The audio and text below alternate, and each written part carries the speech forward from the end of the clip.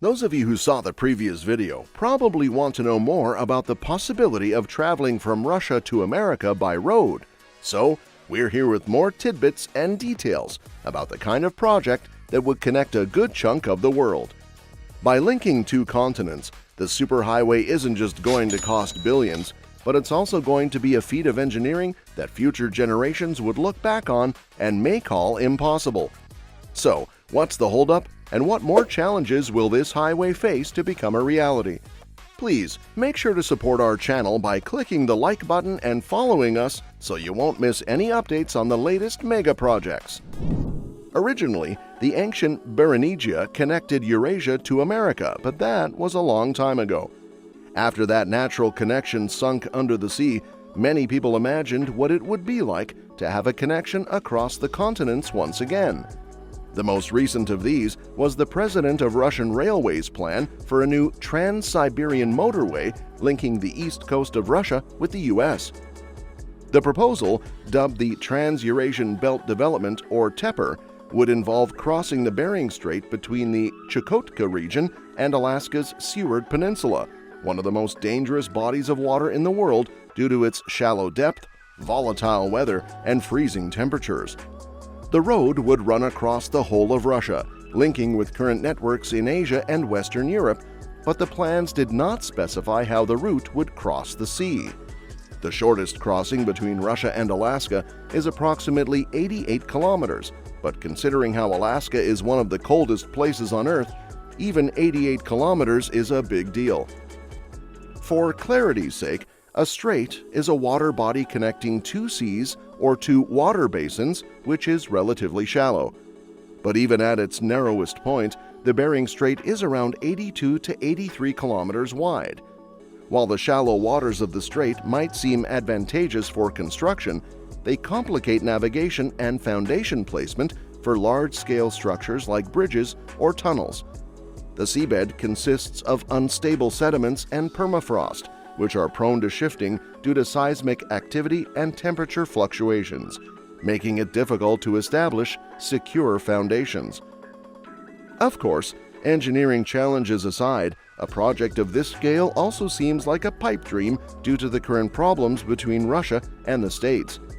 But despite the problems or the motives you may speculate behind the idea, some critics do believe that the project offers a credible proposition for helping calm turbulent international waters, as it would potentially benefit every nation on Earth. Besides, the two countries have demonstrated the ability to work together in the International Space Station. Experts and interested parties discussed the practicality of building a tunnel across the Bering Strait at a meeting in Washington, D.C. on May 21, 2024, hosted by UPF and the Washington Times Foundation. Despite current conflicts between the US and Russia, participants agreed that a transportation link across the strait that divides these two countries could ease tensions between them and in the world. The event, titled International Highway New York to London, the Bering Strait Connector, drew 70 in-person attendees and 50 participants via Zoom, including representatives from Alaska and Russia. Dr. Michael Jenkins, president of UPF International, opened the meeting with a historical overview of UPF's involvement in the Bering Strait project and showed a video from the Russian Academy of Sciences and Ministry of Economic Development, demonstrating Russia's enthusiasm for the project. Dr. Charles Yang, chairman of UPF International and the World Peace Road Foundation, described the tunnel as a crucial link in an envisioned new Silk Road to connect continents. He highlighted three critical factors for the project's success: political commitment from the US and Russia, substantial international investment, and the application of the most advanced tunneling technology. Speakers addressed both technical and diplomatic challenges.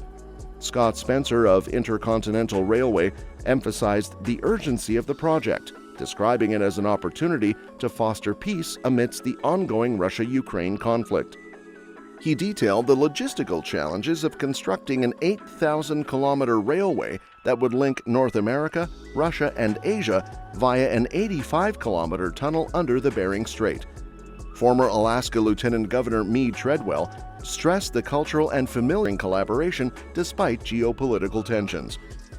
Dr. Viktor Razbegin, a Russian scientist and co-founder of Intercontinental Railway, spoke via Zoom about Russia's readiness and willingness to support the project as a tool for promoting peace.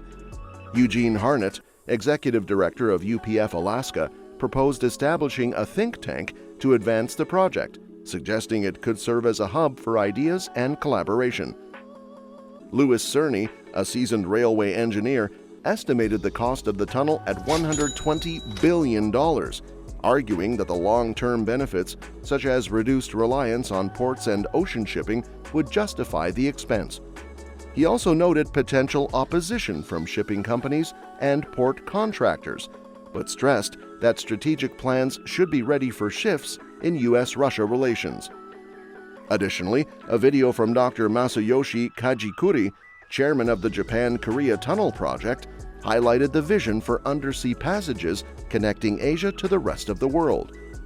The meeting emphasized that while geopolitical tensions and technical challenges are significant hurdles, the potential for the Bering Strait project to drive economic growth, enhance global trade, and promote peace makes it a visionary undertaking worth pursuing. When discussing the budget for constructing this ambitious project, the estimated cost of $120 billion is undeniably substantial. However, to put this figure into perspective, it is less than the funds that have been allocated to other large-scale international endeavors or crises. This comparison underscores how resources of this magnitude, if directed toward collaborative infrastructure projects, could significantly enhance global connectivity and foster economic integration. But in the event that all challenges are overcome and this superhighway is built, how long do you think it would take to travel on it? Well, after doing a bit of math here and there, it seems that the journey at around 100 kilometers per hour would take a whopping 504 hours if you take 0 bathroom breaks. That is 21 days of continuous driving, so it definitely won't be for the faint of heart. That might seem like a massive investment of both time and fuel, since a normal flight would take less than 12 hours. But the deal is that the highway would significantly reduce costs of freight exports and imports, since ships wouldn't have to circle halfway around the globe. To recap some significant details, construction is limited to the brief Arctic summer, May to September, as harsh winters make the area nearly inaccessible. The region's location on the Pacific Ring of Fire introduces frequent earthquakes and volcanic activity, requiring advanced seismic-resistant designs like flexible joints and shock-absorbing isolators. Unlike the Channel Tunnel, this project would need specialized tunnel boring machines designed for freezing temperatures, shifting seabeds, and permafrost. Building the tunnel also demands significant infrastructure development, thousands of kilometers of new roads, railways, and ports to bring supplies to the isolated site. Costs could exceed $100 billion due to logistical hurdles, advanced technology requirements, and potential delays from extreme weather and seismic disruptions. Before construction, extensive surveys using sonar, seismic studies, and ice flow tracking and other top-of-the-line surveying tech could map out hazards, while environmental impact assessments would address potential effects on the fragile Arctic ecosystem. International collaboration among Russia, the U.S., and possibly China is critical, requiring years of negotiation to align legal frameworks and geopolitical interests. Beyond connecting continents, the tunnel could house pipelines, fiber optic cables, and power lines, creating an energy and communication hub.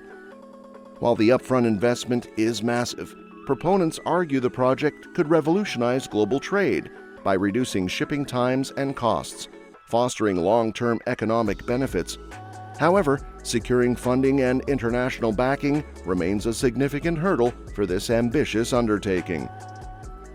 In conclusion, the ambitious plan to build a superhighway from Russia to America faces significant challenges across numerous fronts, but there seems to still be an ample amount of interest among countries in bringing it to fruition. No doubt, due to the potential benefits this project could bring in terms of trade and global cooperation, especially in a time where tension between countries is at an all-time high. So will this pipe dream turn into infrastructure greater than the pyramids of old? Only time will tell. Let us know what you think in the comments below, and don't forget to like, share, and subscribe to our channel.